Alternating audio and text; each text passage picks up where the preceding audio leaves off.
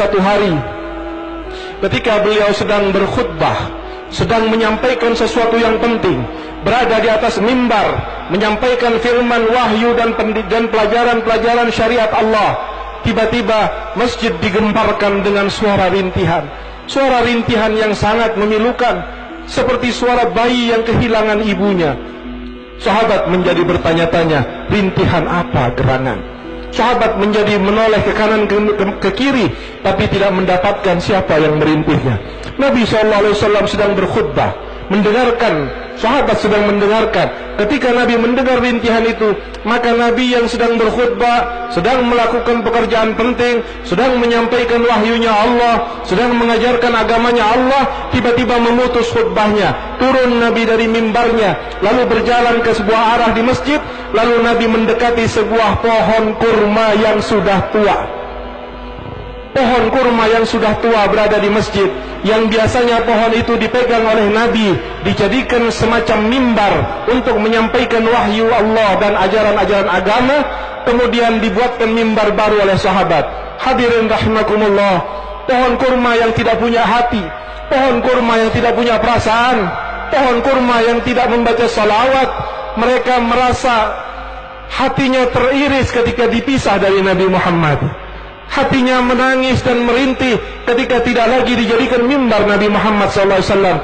Dan lihat bagaimana reaksi Sayyidina Muhammad terhadap pohon, terhadap yang tidak bernyawa, terhadap sesuatu yang mungkin boleh dijadikan hukumnya sebagai kayu bakar dan mubah, tidak haram sama sekali. Mungkin dipotong-potong menjadi sekian, dibuat jembatan, dibuat hal-hal yang bermanfaat, tidak ada dosa sama sekali.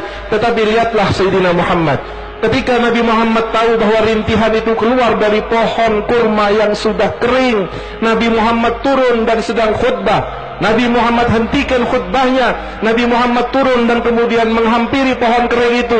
Apa yang dilakukan oleh Nabi Muhammad terhadap pohon yang kering? Nabi Muhammad memeluknya bagaikan seorang ibu yang memeluk bayinya. Nabi Muhammad mengucapkan kata-kata yang tidak didengar oleh sahabat. Apa kata-katanya?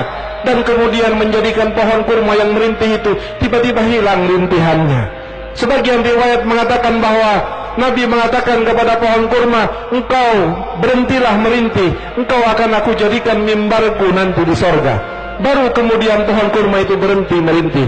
Dan Nabi kemudian mengatakan kepada sahabatnya, wahai sahabatku, jika seandainya tidak aku peluk pohon kurma itu, maka dia akan merintih sampai hari kiamat. Hadirin rahimakumullah, kita bukan pohon kurma. Kita adalah umat yang disebut oleh Nabi Muhammad. Kita adalah umat yang didoakan oleh Nabi Muhammad. Kita adalah umat yang sengaja dicintai oleh Nabi Muhammad. Kita adalah umat yang diperjuangkan siang dan malam oleh Nabi Muhammad.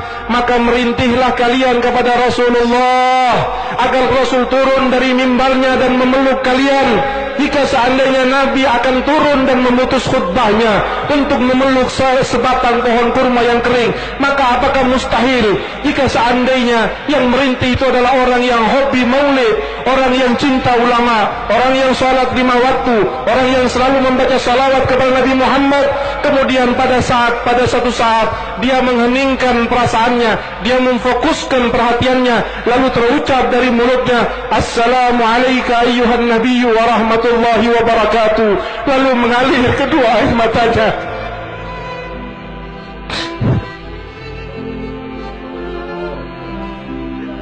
Tidakkah Rasulullah akan memeluknya?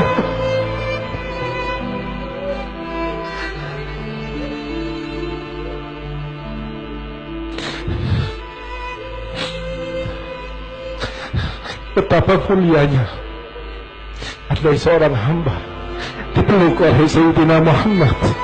Betapa agungnya jika seorang hamba dipeluk oleh Sayyidina Muhammad. Betapa inginnya kami dipeluk oleh Engkau ya Rasulullah.